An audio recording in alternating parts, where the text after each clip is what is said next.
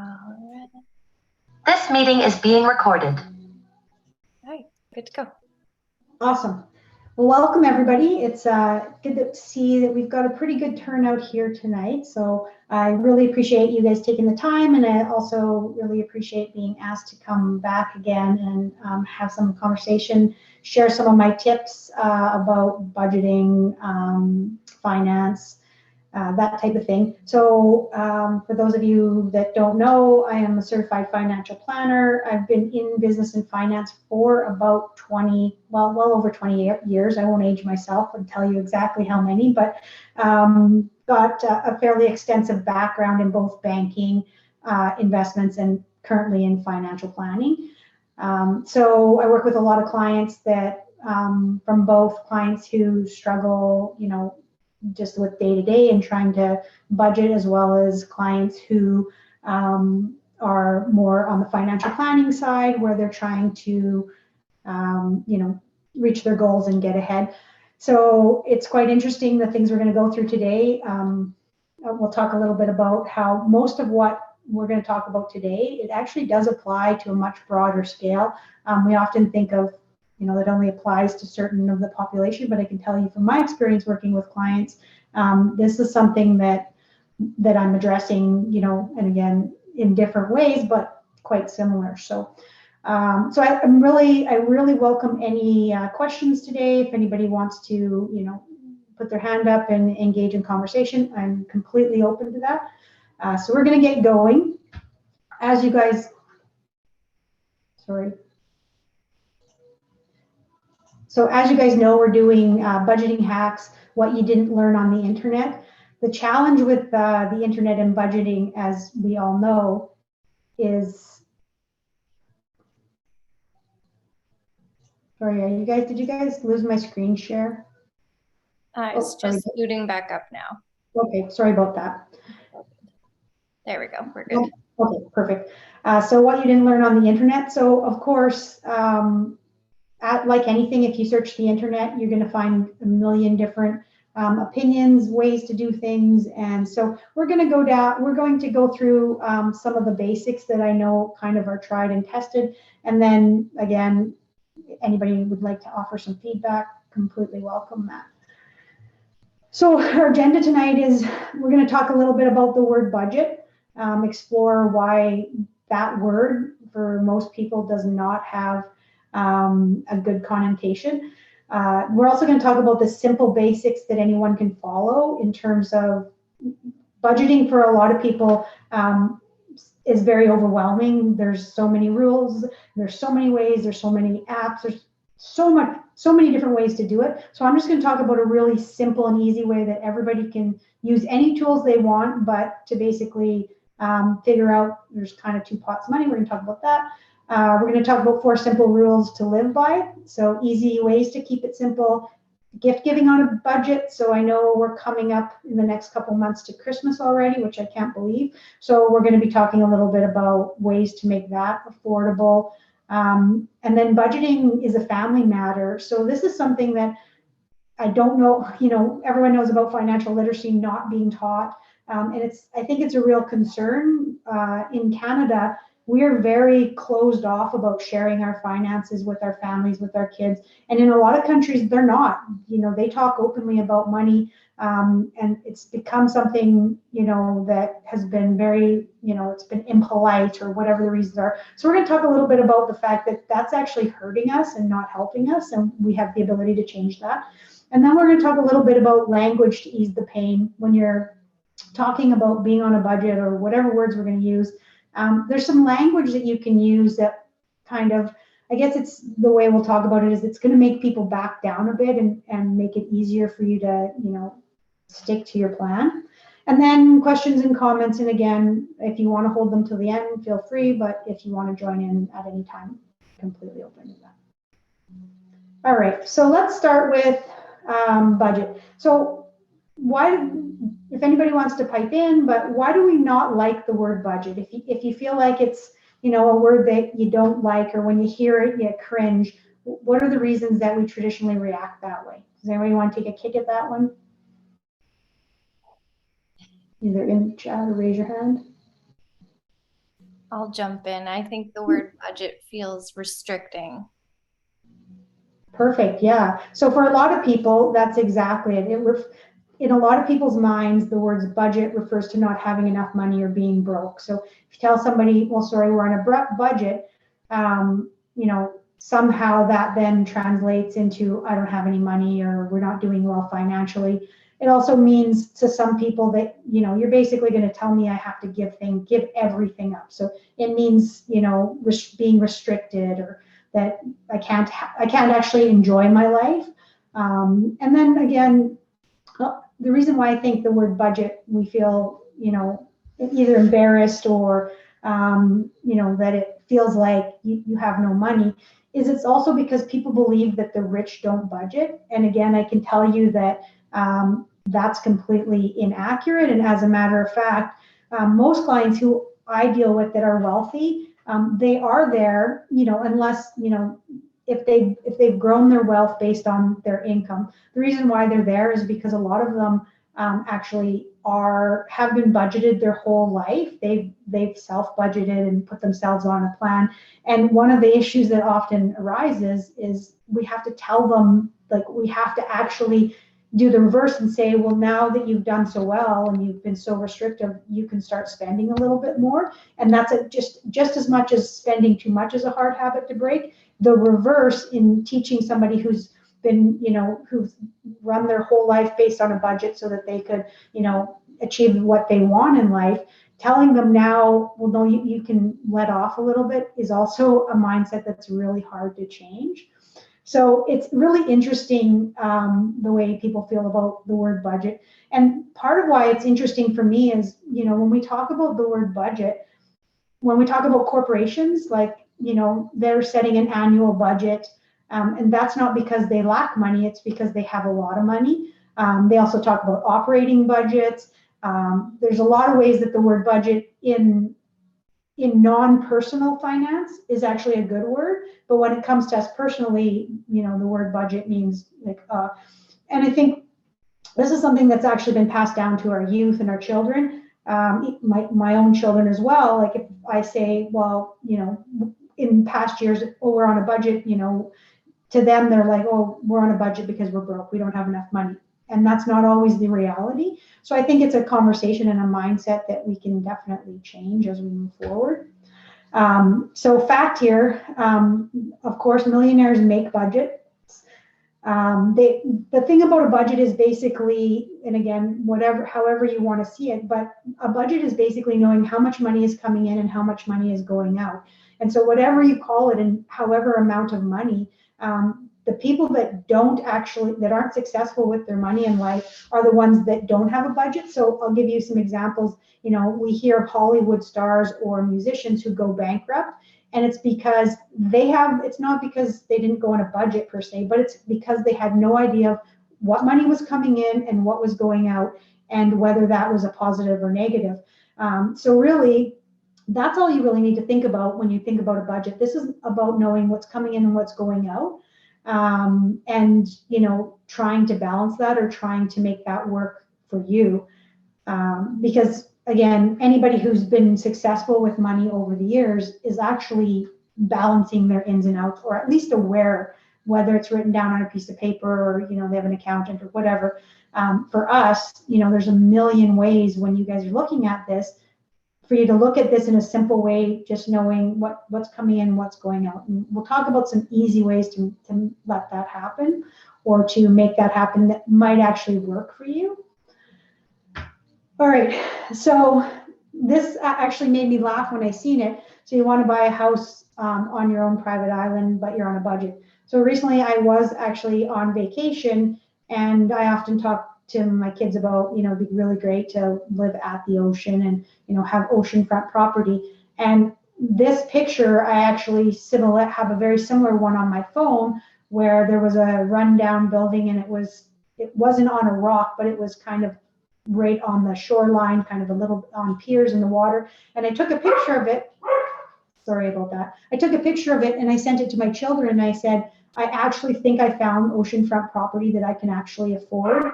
It's within my budget. And I said, it's perfect. It's oceanfront. It's just a small little place like I've always dreamed of. And then I sent them this picture of this ramshackle shack, and they had a good laugh because, realistically, that's how we feel a lot of the times. Like you just aren't going to get there. So I thought it'd be interesting for us to just kind of think about that a little bit more.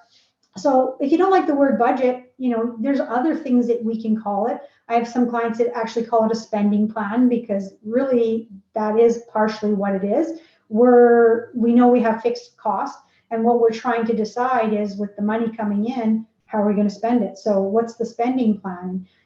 For some people, saying, oh, that doesn't fit within my spending plan, feels better to them. It feels like they have a plan to have money. So it actually is more positive.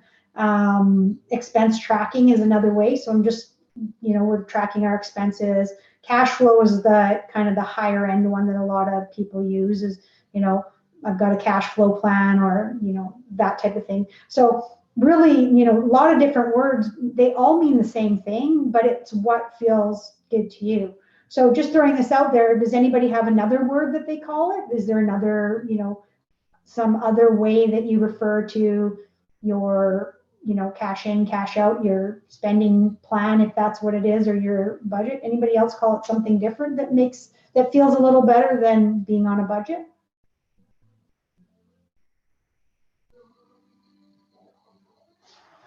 Yeah, so there's a lot of different ways, a lot of different things. And again, we got one comment from Johannes. He says financial plan. That's a good one.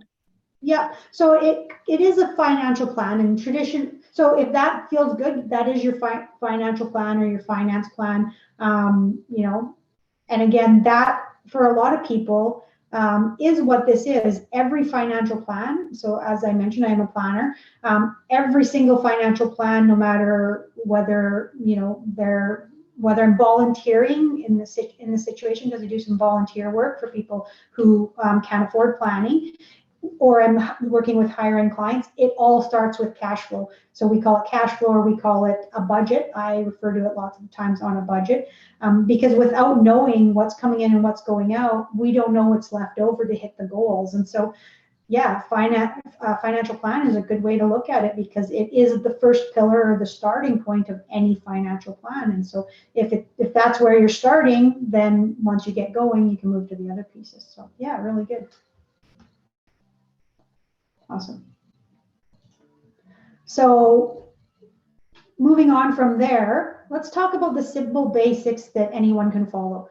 So this is where generally for people, tracking is a big thing. So, and like I said, there's a number of apps out there, and everybody always asks me, what's your favorite app? And to be honest with you, and I'll give you an idea of a few, but I don't actually have a favorite, because I'm not a fan of the app. So I use I use a lot of spreadsheets, at least just to get going. But I also do a lot of, a one-time spreadsheet, and then from there, we clearly know based on this strategy.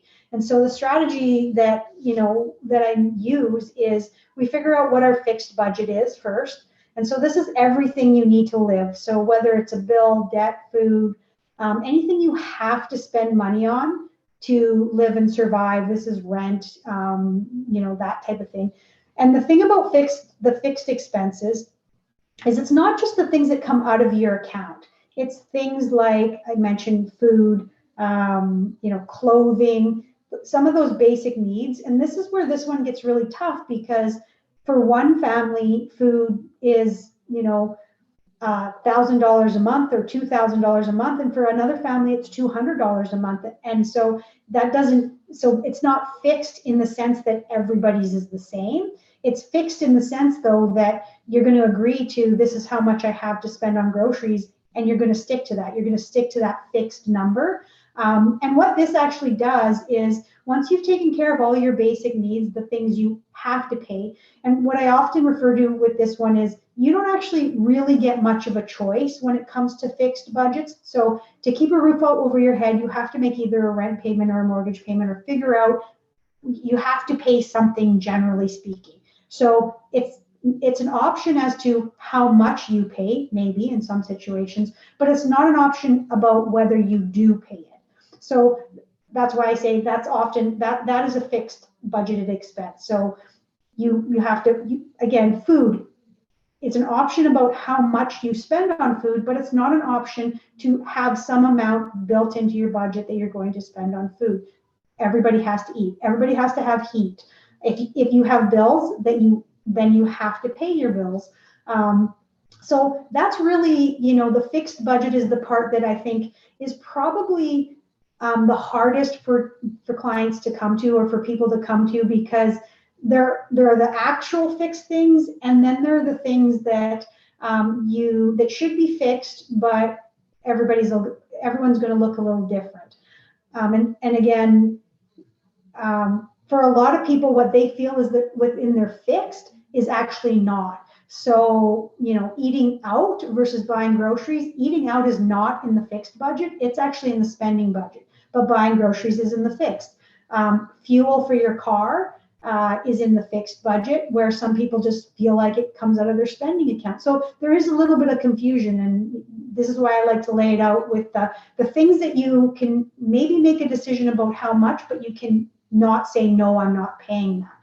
Spending, on the other hand, or the part of your spending budget, is everything that you could say, I'm not doing that. Like, and whether it's a tough thing to say, or whether, it's something that you really want, you, at the end of the day, if you had no money, you wouldn't spend money on those things. You would have to say no, and you would still survive. You'd still have food over in your mouth. You'd still have heat on, and you'd still have a roof over your head. But you couldn't go to Starbucks. So that's the spending budget. And once we figure out our fixed, what often happens is what's left, or a portion of what's left, becomes our spending. And when it comes to spending, and the reason why I kind of break it down really simply like this is, for the most part, your fixed budget should stay pretty similar every month. So there should be a number that you can come to that says, I need X amount of money in my fixed budget. And then, whether it's, you're putting away for some savings or emergency fund, which should somewhat be in the fixed, but it could be, if there's not enough budget left and you do need a little bit of spending, it could go on the spending side. But once you get that fixed budget, for the most part, it doesn't change a lot. So in terms of tracking and looking, you really shouldn't have to do a lot of that. It should be pretty easy to know your number. And then the spending budget, and this is why I say we make it really easy for what works for clients, is once your fixed is paid, you agree that, okay, I need X amount of money, or I have X amount of money a month. That's my spending budget. And you don't really, most people who have this type of a situation, they don't actually track their spending unless they choose to. So it becomes a little easier because you're not tracking everything. If you know what your fixed is, and then you begin, then you have a pool of money that you can kind of stick to. All right. So as I mentioned, the spending budget, this is something, this is based on what you can afford. And in a lot of cases, I have clients that they know they're fixed, and so that's where their paycheck goes. And then the spending gets transferred out of the fixed budget account, and they basically know that they have X amount of money. So some people think of it or call it an allowance. Some people call it their weekly cash flow. Like, there's a number of things, again, that you can call it. But starting with even just these basics will start to make you have some awareness on, what I'm spending and what I'm not. And one of the things that's really important about these two things is spending cannot generally come out of the fixed budget account. So when you have a fixed budget, and we're going to talk about this in the next slide, in the next couple slides, is we need to separate that out for this plan to work, and we can talk about what that looks like. Anybody have any questions, comments on the fixed versus budgeted, or sorry, fixed versus spending? So I often get a lot of questions about, like, is this fixed or is this spending? And again, the easiest way is spending is anything you could actually say no to. Fixed is anything that you either absolutely need or that you're obligated to pay. So pretty simple. If you think of it that way, pretty simple. What would be fixed? What would be not? You know, buying new shoes for your child if they've grown out of their shoes, that's a part of your fixed budget, and if possible, we're going to put it in there. Buying them $200 shoes, mind you, that's spending. So we would have a small amount in the fixed budget to make sure our children are properly cared for. But if we're going to go and buy the fancy things, or we're going to, you know, buy the high-end name brand things, that jumps into the spending, and that's again where a lot of people have a lot of confusion, because you can get shoes that aren't $200, but on the same token, you know, not just because you can get them doesn't mean everybody wants to wear them, but that's wants to wear them, not needs to wear them. So a little different there. We did just have a comment. Sorry, I missed it in the chat here. Yeah, so that's a good question. Conveniences like HelloFresh or for meals qualify as spend or needs. And in most cases, that is actually spend, because it's not the cheaper way, it's a more expensive option. It's a luxury. People who are really tightly budgeted or trying to put themselves on a plan or trying to be economical, they generally do that by buying groceries and eating meals at home. HelloFresh and those type of meal deliveries, they're convenient. And for some people, maybe it is the healthier choice. If it fits in your budget and you want to put it as part of your groceries, that's an option. But again, that's one of those things where you could eat without buying HelloFresh. So it's more of a choice. Yeah, and so if you do suck at cooking, we recently, for the first time, just on this topic, tried, it wasn't HelloFresh, it was another one. There was coupons that came in the mail, so it was 50% off. And to be fair, for somebody who, you know, either sucks at cooking or is truly trying to, you know, be healthy and, you know, teach your children some options, it is a good option if it fits into your budget. And even if maybe you did it, I think they don't allow you anything less than twice a week, but even if you did it twice a week, we found that we ate a lot healthier. Well, not necessarily healthier, but we tried a lot of things. You know, we had some vegetarian meals that traditionally my husband, who's a farm boy, meat and potatoes, would not have tried, that we really enjoyed. So I think it's an option, and I do have a lot of clients who we budget that into their fixed grocery bill if it allows, because it's a healthy, better option for their family. Because if they don't do that, then to your point, everybody's having Kraft dinner and hot dogs, and yeah, that's cheap, but is it healthy if you can afford a little bit more? So just, you know, it's one of those things where at the end of the day, if it works for you and it fits, then you can put it into the, you know, eating plan as part of your grocery spending. So I know that was a long answer, but hopefully that helps a little bit. And that's why, and this is why when it comes to fixed budgeted items, there are still things that you have to make decisions on. So you're not making a decision about if you're eating, you're making a decision about what you're eating. And again, for everybody, that looks a little different based on how much they have and what their priority is. For some people, they're happy to, you know, do simple grocery shopping and they cook.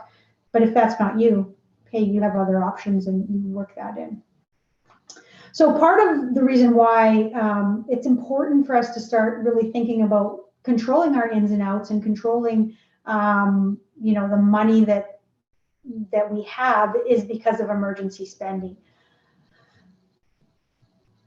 Yeah, so that is a good, so for sure, make sure you read the fine print on those, because sometimes they are hard to get out of. And I recently experienced with mine, I just thought if I didn't order, I didn't get it, but that's not the fact. They pre-selected 3 meals and sent them to me and charged us, and they were things that I wouldn't have traditionally ordered, and it's because, you're right, I didn't read the fine print. So that's important too. And again, I think probably talking to other people and seeing what they used might be like what people like, what people don't like. Because there are a number of delivery plans out there that, you know, are at different levels. Yeah, so good point to make. I think that is really, really important. All right, so let's talk a little bit about emergency spending.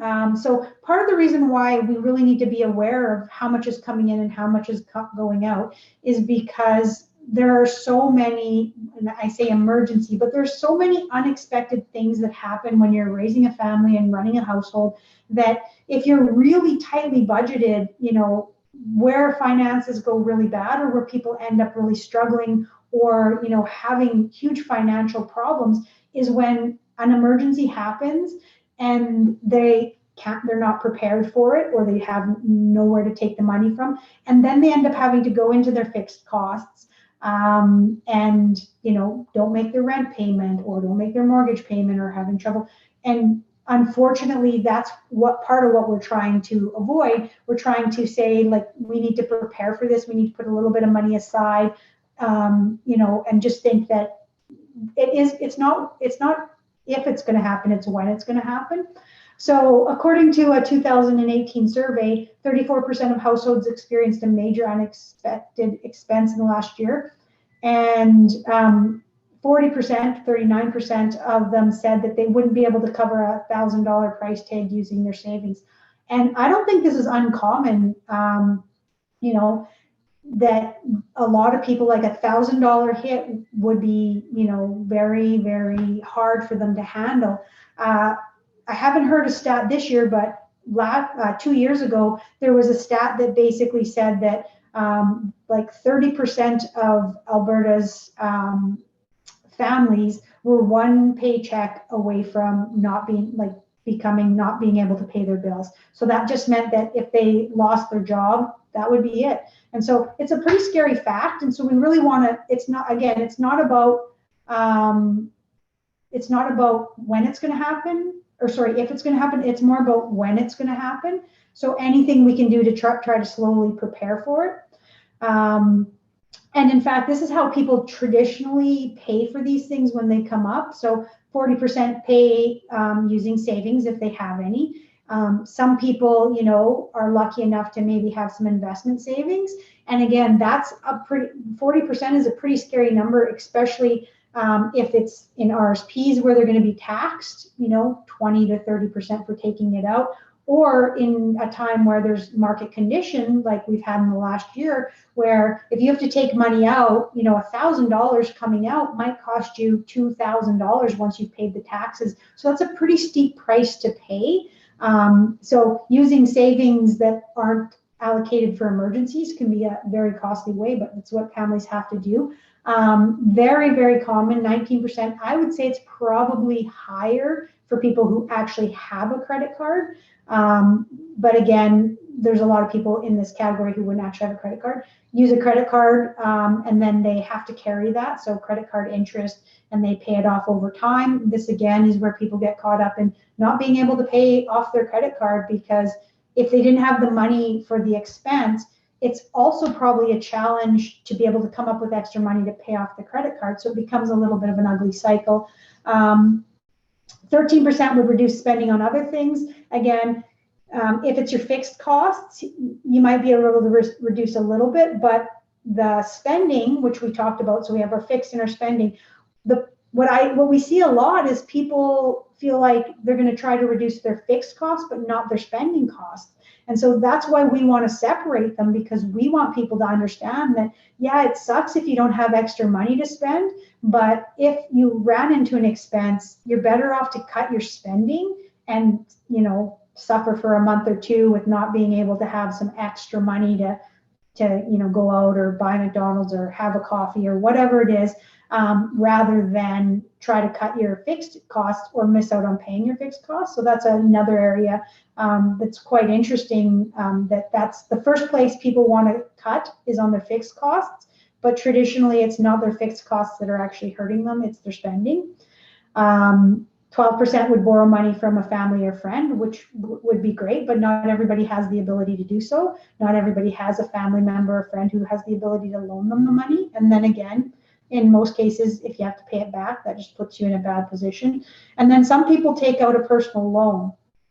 One of the things that I see a lot when it comes to the personal loan is one of the worst ways that people have to do this. Can anybody take a guess of what that what that looks like. So taking out a personal loan from where? Where do we think that is the really big issue? Yeah, that is the biggest issue. So they're saying 5% take out a personal loan, but of that 5% that have taken out a personal loan, most of them, if they didn't have a credit card, then they probably likely don't have credit or don't have or their credit card's maxed out. They likely went to a payday loan, so Money Mart. There's a number of them, and the cost to do that is extremely painful, but for some people that they feel like that's their only option. So again, that's a slippery slope that can get people into a lot of problems for doing that. So something to consider, that, you know, when we think about this is just us, we look across the street and we think, oh, everybody else is doing so well. 40%, you know, of people who responded to this aren't doing well, and so it's a bigger number than what we actually think is happening. So something to really think about. All right, so let's move on to 4 simple rules to live by. So we talked about that we should be breaking up our fixed costs and our spending. And here's some simple rules that are going to actually help to make that work, and to actually, you know, I like to say to people, there's not a ton of rules when it comes to this, but there's a few that you really got to stick to.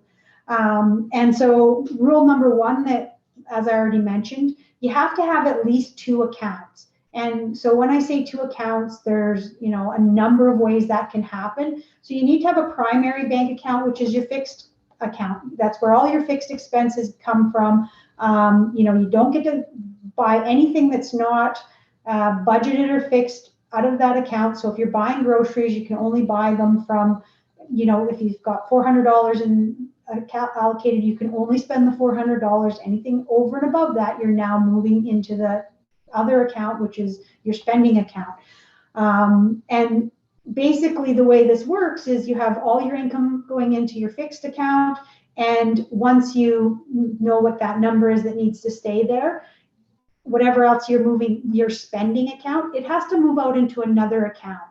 And the reason why that has to happen, and so for those of you that don't know, you might want to look up a KOHO card. That's KOHO. KOHO is a free credit card, but it's not credit. It's actually more like a debit card. It's got your name on it. You can use it up for online purchases. There's a number of things. And all you do is do an e-transfer to your card, and then your money's there and you use it. It's really easy to use. So a lot of my clients actually, we use a KOHO card as their secondary, because they don't want to open another account, or maybe it's problematic. It's really easy to use. Like I said, it's free to get one. And every 2 weeks they send $200 when they get paid over to their KOHO card, and they know that that's the only money that they can spend over and above what's in their fixed account. And the reason, anybody want to take a really quick guess, why do we do that? Why would we be separating those 2 things out just that clearly? Just that we have our fixed account and we have our, yeah, so a Tangerine has a Visa debit, so that's a good one too. Yeah. So what's the reason why we would be breaking these out, that you have to have 2 accounts to make this work? Any ideas? Anybody? No. So the main reason that we actually have 2 accounts, and we have to have it, is because when it comes to spending, we need to know when we've hit 0. We need to know when we're at our limit. When it comes to, you know, buying things that are over and above our fixed costs, there needs to be a time where we've hit 0 and it hasn't hurt our other income. Our other expenses. What the problem with not separating these accounts is people will, you know, spend, and they think they've spent $200, or they think they've spent $300, but they've spent more than that, and now they're tapping into their groceries and their rent and their other things.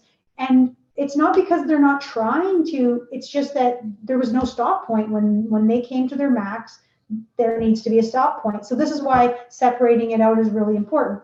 You need to see when you hit 0. And for some clients who, you know, are trying to really tightly budget themselves, it's not, when they hit zero, sometimes they decide, okay, I need another $50 and they send it over. But it's a conscious decision that you're now going into the, you're going over and above what you've done, or what you've agreed to, versus it's accidental. You didn't really realize. And again, traditionally, when I look at people who are trying to budget or have, they don't realize what's coming in, what's going out, a lot of people are not big spenders. I mean, there are some big spenders out there, but traditionally it's $10, $30, $50 multiple times, and that just adds up fast. So I have a lot of people that say, well, I don't know where it's all going. I only shop at the dollar store. And when we look at their statements for their bank account, they do mostly shop at the dollar store, but it's almost every day or every couple of days, and it's $20 or $30. And when you do the math on that, it's $1,000 a month. And they go, wow, had no clue that it added up that way. So the 2 accounts thing is number one rule. I have clients that have 6 accounts because they have, their savings, their emergency, their FIC, but that's the way. But 2 is the minimum that you got to live by. The other one that I'm really big on, that I think when you're trying to budget, it's one of those rules, especially when you're on tight budget and you don't have a buffer of excess, is to order your groceries online.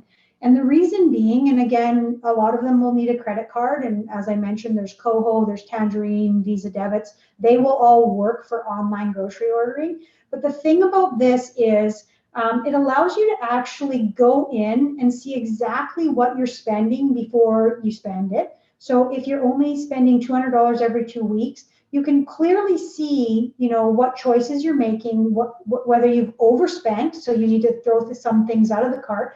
And what I actually hear from families a lot is they actually get their kids to participate in this. So, dad will go in and he'll, put milk, bread, all the necessities on there. And then there's $30 left in the budget. And so they call in the children and say, okay, we've got $30 to spend. What are we going to spend it on? Are we going to get some Captain Crunch at $4 a box, or is there something else? And again, that helps, teach the children, but it also helps them understand that what things cost, understand that, you could get, a month's worth of popcorn, microwave popcorn, or you could get a box of Captain Crunch that'll last a week. What would you prefer? So it's one of those ways that it really involves everybody, but food is one of those areas that people way overspend what they want to or what they have the ability to actually afford. And so this is a way to rein it in. So order groceries online. I often say, go pick it up. When you go pick up the groceries, have $10 in your spending budget, take the kids, go park in the parking lot because they're going to likely bring them out to you, and make it a bit of an adventure. Okay, guys, we're going to get our groceries, and on the way to get there, we're going to stop and we're going to go through the drive-through and we're going to get some Timbits, or we're all going to get a Slurpee. Like, make it so that, and as you're sitting there, everyone's eating their Timbits, waiting for the groceries to be loaded. It's a bit of it's just an interactive thing that gets them to learn gets everybody to learn and control the money without it being, we never have any food in our house, because I hear that a lot. I still have a 20-year-old that lives in my house and goes to college, and she's constantly saying there's nothing to eat, which is not true. So we've recently said, okay, here's your money, and that's what you spend. You spend this money on whatever you want, and we're going to buy the rest. And that seems to have worked better. So number 2 is order groceries online. Number 3 is, for any shopping that would be considered non-necessity, like unless it's emergency or it's something that you actually have to buy that day, wait 48 hours before you either purchase it, whether you're in the store or you're buying it online. The reason for the 48-hour window is a lot of times when we're spending, especially, if we're, shopping in that spending category, or kids want something, a lot of times it's very impulsive. It's very in the moment. Somebody said emotional spending. There's tons of emotional spending going on. We get a dopamine hit. We're really excited that, we're spending this money. And then people either get it and the novelty's worn off. It wasn't worth it. It wasn't as exciting, whatever. So traditionally, and this is for myself and my whole family, we have a 48-hour window. If you're on Amazon, you put anything in the cart, you wait 48 hours. Half the time, more than half the time, probably 80% of the time, either it doesn't get checked out or it gets deleted because it's no longer exciting to have that. So that's another rule that we always say, if it's not in your fixed income, if it's not in your fixed budget, you should be waiting 48 hours. If after 48 hours you still really want it or the desire is just as great, then you need to decide, there's probably a chance that it's going to bring you some enjoyment and maybe you want it. But prior to that, we just got to wait. And again, I think it's a rule that, with my clients, they've implemented anything from themselves to their kids, and kids are pretty, as we know, once they get a bone, they'll stick with it. So after 48 hours, they may likely still really want it, and you may not either have the money or want to buy it, but at least it just slows everybody down to really think about it. So number 3, of course, wait 48 hours before checking out. You can make it longer too. If 48 hours is not long enough, you can make it 72. 24 hours isn't long enough because in most cases, especially if it's emotional spending or, the kids are upset and we're trying to, soothe it or make things feel better, usually it takes more than 24 hours for that to calm down. So we're definitely going to want to look for the 48 hours. And then as much as credit cards aren't for emergencies, 4 simple rules to live by is if you have a credit card, regardless of whether you have a zero balance or it's maxed out, credit cards are only for emergencies. If you have a balance on it, it has to go down every month unless there's an emergency. And if you have a zero balance on it, you keep a zero balance on it for emergencies. And again, this is one of those things where we get some confusion on what an actual emergency is.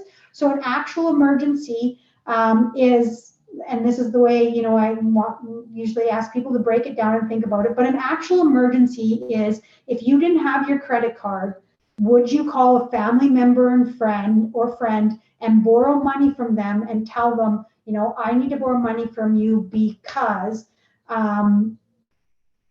would you actually do that? And if the answer is no, you wouldn't call, somebody who you trust because you're in an emergency, then you probably shouldn't be putting it on your credit card. Because to be fair, if you are truly in an emergency, something happens to your children, something happens to yourself, you're on the side of the road, you're going to call people to get help. It is truly an emergency, and most people will step up and help you. They'll see it as emergency too. But if you're online shopping and you really want a new TV and you call somebody and say, hey, can I, I'm having an emergency, I need a new TV, can you lend me the money? You're probably going to get a no, which means it shouldn't be going on your credit card. So again, a really easy way to understand what's the difference between an emergency credit card purchase and nothing. We hope eventually that we're going to build some emergency funds, but that's not always everybody's luxury. So the goal is to pay down the credit card or have a zero until we can build that emergency fund. And then we're not going to use the credit card for emergencies. But up until that point, credit cards have to go away. We don't use them. It doesn't matter if you get points or rewards. None of it's worth it at the end of the day because we're actually traditionally we're completely overspending.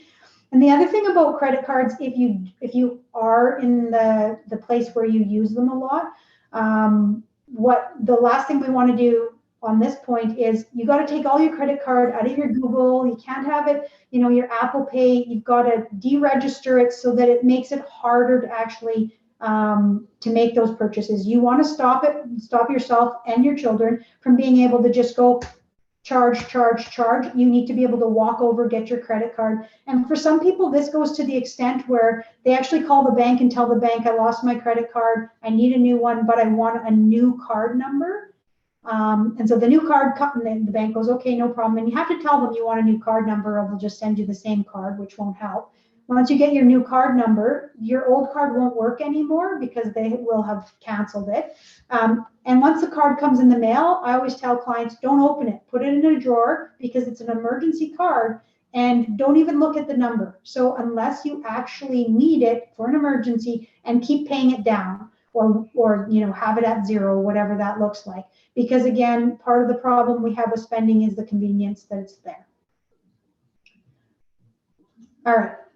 So gift giving on a budget is one that I am really big on, because this is something, when I went through my own divorce many years ago and I had young children at home, this is something that we had to figure out. And we thought it was going to be painful, but it actually wasn't. And if you ask our adult children now, it was some of the best experiences or gifts they ever received was actually gift giving on a budget. And what that actually looked like is, gifts were not actual tangible things. They were experiences. So we would go out and do something together. We would spend time. We would, maybe we would buy a sled in the wintertime here in Alberta, or a couple of them. And the gift for Christmas was that we were actually going sledding together as a family for the day. And we were going to, make it into a picnic or a hot dog roast. And we were just going to make a day of it and actually spend time together, versus, just giving our kids things that we likely can't afford in most cases, and they take them and leave and we don't see them again for hours or whatever. So I'm really big on, especially when you're living on a budget, the experience of the gift. And for families that, there's multiple families, or, parents are separated and the children are getting gifts from two sides, we know that sometimes there's some competition involved in there, and that's a really tough place for both parents to be, but also a tough place for the kids to be. So if one parent decides to do this type of giving, it actually takes the competition out of the game, because the other parent can buy whatever they want, and they can't, nobody can outdo the other person, because it's about the experience. It's about spending time together. And that's not something that you can outdo somebody on traditionally. I mean, you could, one parent you could do the big fancy vacation, but again, if you make it something that your kids really enjoy, they're really going to be happy that, that was the gift. And we know, we see it all the time. We buy our kids something and they're so excited to have it for a day, for a week, and then it's over. But in our case, in a lot of my clients' cases who use this, they talk about these adventures for years to come. Remember that time when, it was so funny, whatever. And it doesn't have to be really big things, like, I said a hot dog roast or picnic, even like showing up to school on their birthday with a special lunch, maybe it's McDonald's that day or whatever, and maybe something special that, everybody's going to see, oh, wow, your dad came here, or your parent came here and gave you something special. It's not a big ticket item, but it means a lot. Special pickup at school, make a deal of it, have some balloons hanging out of the car. Balloons are pretty cheap, things like that. Kids actually really enjoy that. If you do buy the bigger things, try buying them for joint birthdays, or for like doing it as a family. So not just joint birthdays, but, Christmas as an example. You buy a gaming console if that's what the kids really want, or the newest one, but you buy it for the family, or it's a multiple child gift. And then, what they actually get for a birthday, or what they actually get, as part of that is, maybe you're doing a birthday video tournament for them. So you're going to utilize the gift you spent a lot of money on getting for them, but you're going to find a way to make it about the experience.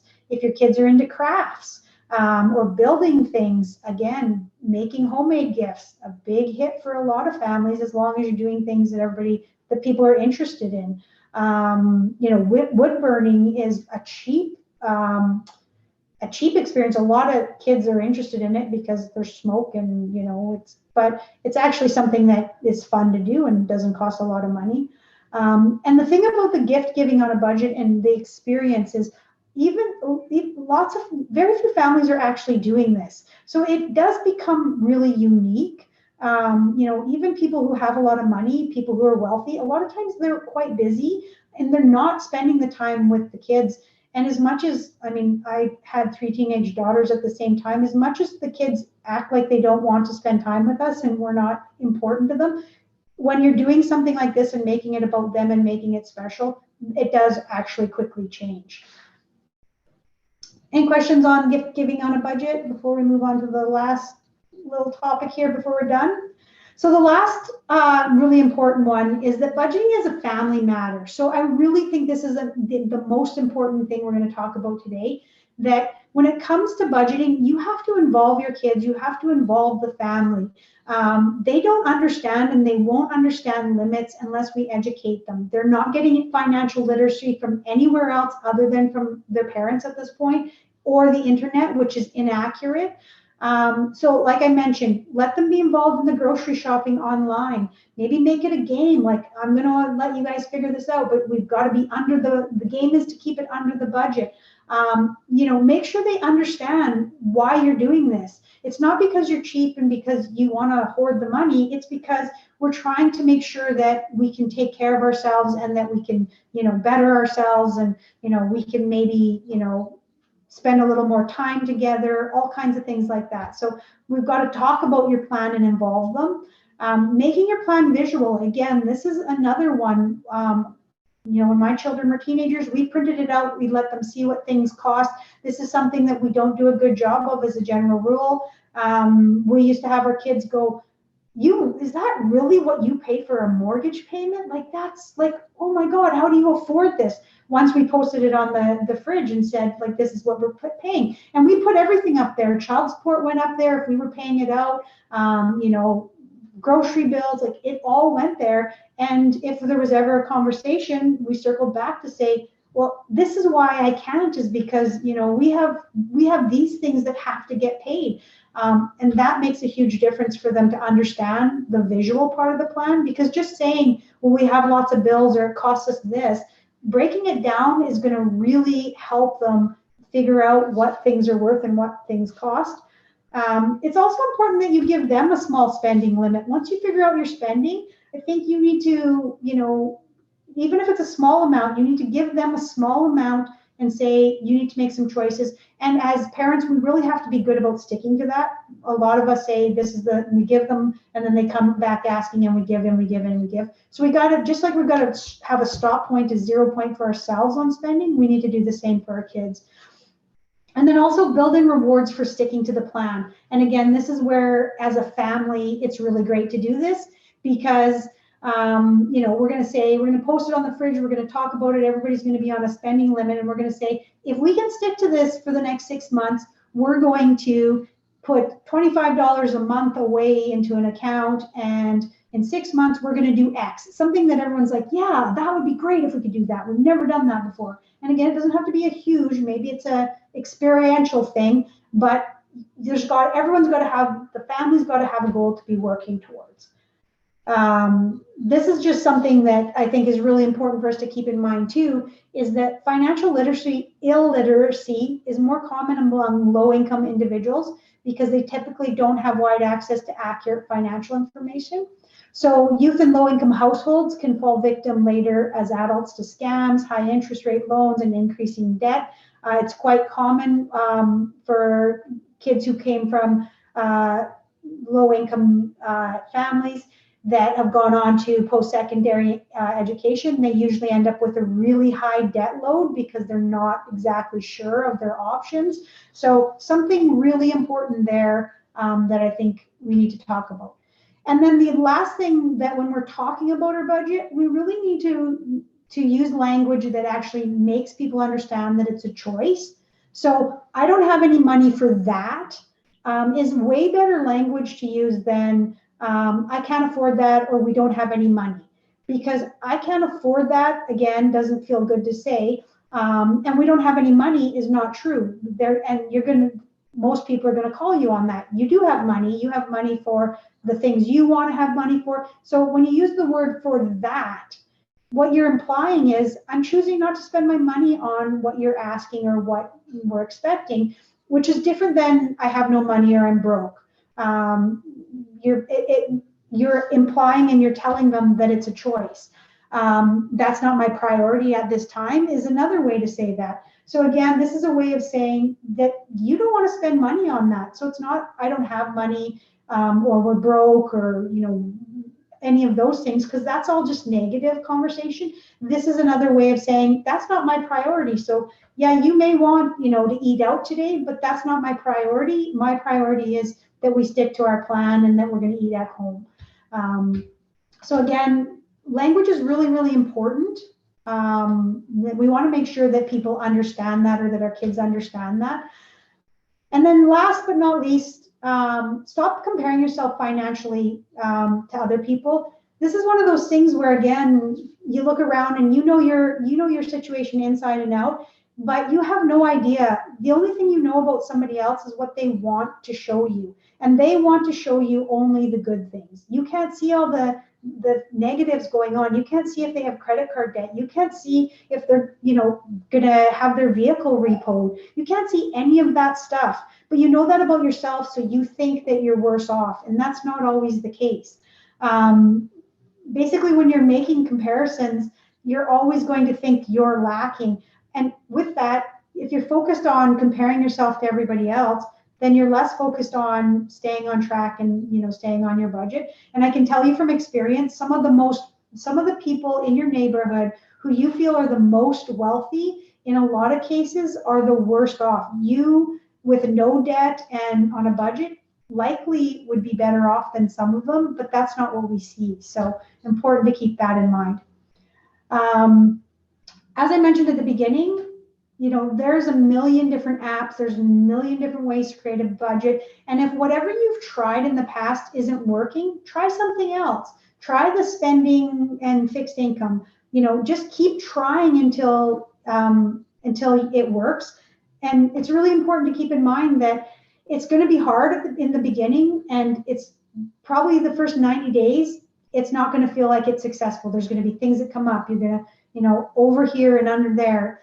But after 90 days, if you really stick to it, it does get easier and settle in. So this is the whole, after month 1, review. Is it working? Do you need to tweak it? And then go again. And you should be doing that at the end of every month. And if you run it like that, generally by month 2 or 3, you'll have got a good idea of where your output is and where your input is, and go from there.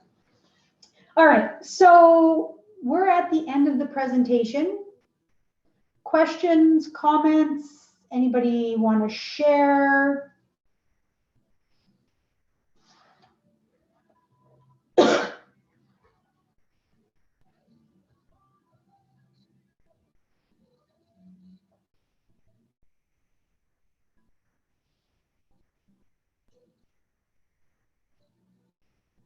All right, we've got a pretty quiet bunch today, so yeah, no problem. Thanks for the feedback. Hopefully, if there's at least one thing you take away from today, then I guess we would take it as a win. And that being said, if everybody could just throw one thing in the chat that they are going to take away, just so we know that there has been parts of this that have been helpful. Yeah, just throw it into the chat, the one thing that you thought was, something you can take away, or that, something to think about. We'd really appreciate the feedback.